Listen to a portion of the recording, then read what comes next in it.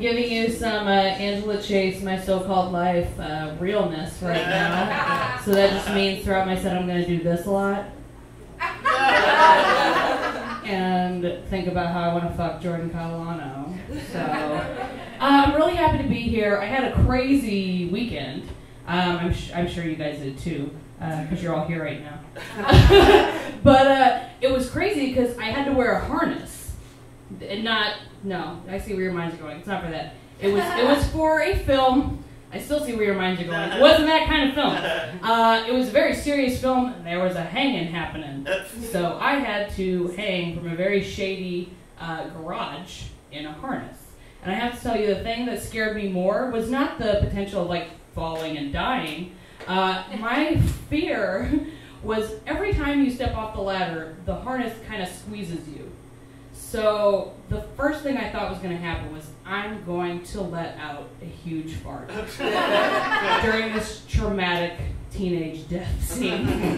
And I'll never be able to work in this town again. They'll be like, don't hire that bitch, she fucking farts. She'll ruin all of your harnesses. Now that we got that out of the way, it's 2018, everybody. New year, new me. You know, I'm working on a bunch of stuff, like, you know, I want to lose weight. So I'm doing the most LA thing right now. I'm doing a juice cleanse. It's really like probably the oldest juice cleanse. And if you wanna write it down, feel free, because it's really cost efficient, super simple. What I do is every night I have a full bottle of Cabernet, and it just cleans me right up. And you know, it's just great, 'cause simple ingredients. You know, it's just grapes. I love that.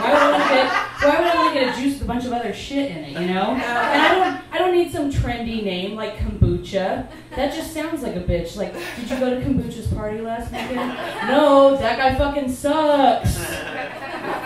But maybe that's just because I'm not from here and I didn't know the words like kombucha and shit. I'm from Indiana, which somebody knows where that is. Cool. Pretty much all you need to know about Indiana is we drink a lot of Mountain Dew and ranch dressing. Period.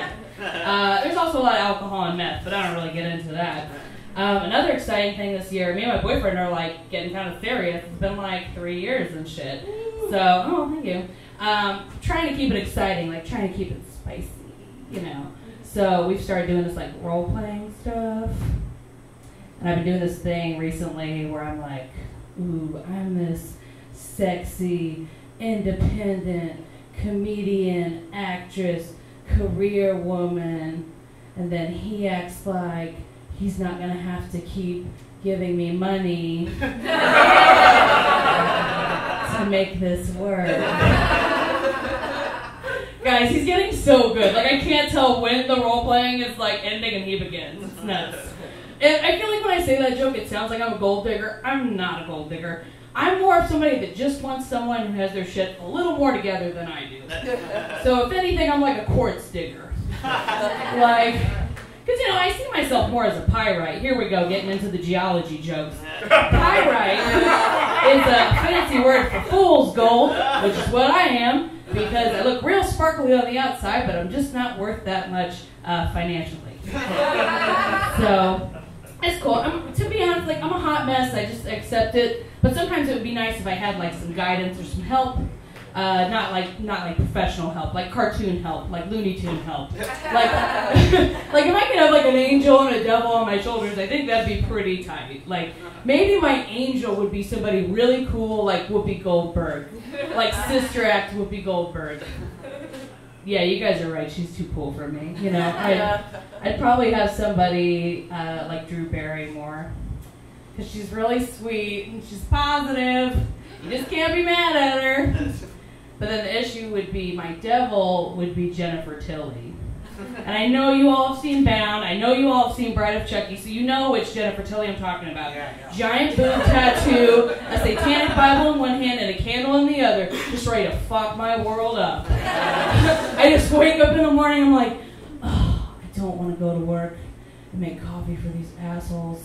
And up pops Drew, and she's like, girl, you gotta go to work. You gotta make that money so you can make your dreams come true. You're killing it. And then up pops Jennifer Tilly, and she's like, no you don't. don't. We could just stay home and we'll eat and masturbate all day. I'd be like, yeah, let's do it. But I guess then I wouldn't get anywhere on time, so maybe that's it's not really a good scenario for me. And I feel like when I tell that joke some places, their eyebrows kind of go up, like they're like, whoa, food and sex, those are your top priorities? Yes, they are. Because if you have one of those going on in your life, you're doing okay. And if you have both of those things going on in your life, you're probably at a comedy show. So put your hands together for you guys. No, it's weird because being in a relationship with somebody for a long time, they tell you there's these questions that are going to come up, like, are you guys going to move in together? Are you guys going to have kids?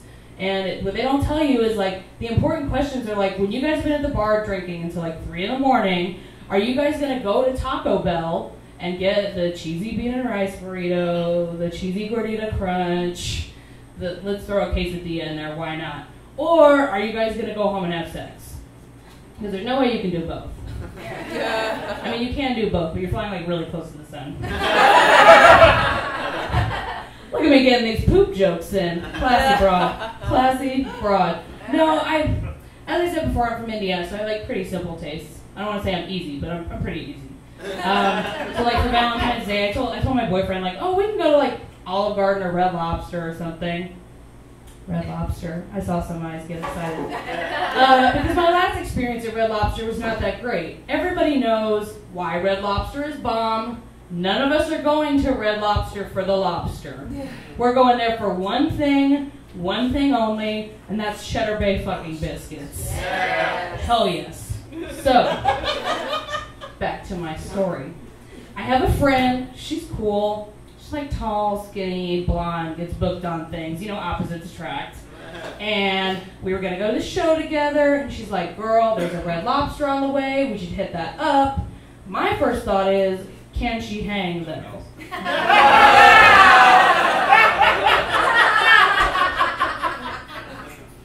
She's like, oh no, girl, we're gonna eat all the biscuits. They're gonna have to keep them coming. We're gonna shove them in our purse. We'll take them to the show. It's gonna be unreal. I'm like, tight. You are a fat girl trapped in a skinny girl's body. Let's do this. And we almost said something else. Fist bumped. I was gonna say something else. Fist bumped. Like this. Not this. I don't know. I don't know why I did. I've never fisted anybody. For some reason it's up to the sky, I guess. Victorious fisting. So since we got off topic. Anyway, she said she could hang. So we get there. Tell me why she ate one. I was just like, you're probably that bitch that has one plate on Thanksgiving, aren't you? I just wanted to be like, do you think this is a game? This is not Olive Garden soup, salad, breadsticks, all you can eat for $7.99, okay? These are Cheddar Bay biscuits. They're free. They're not going to cut you off. What are you afraid of?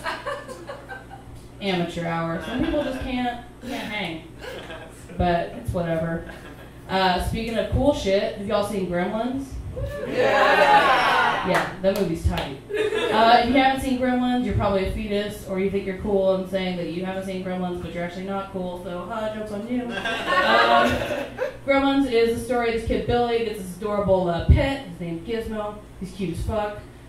He just has to follow a couple rules, and he lets Corey Feldman spill some fucking water on him, and he ruins it for everybody. I would have raised him fine, but it's a different joke. I have no pity for those townspeople because they're asking for it. I know that's like a bad phrase to say during the Me Too movement, but like they were literally asking for it. Like, why did they have gremlin-sized weapons readily available? Why were there gremlin-sized handguns, gremlin-sized chainsaws, gremlin-sized beer mugs? I mean, I don't understand. You're asking for a little people invasion. You're asking for them to be drunk. Thank you guys so much. You guys have been awesome.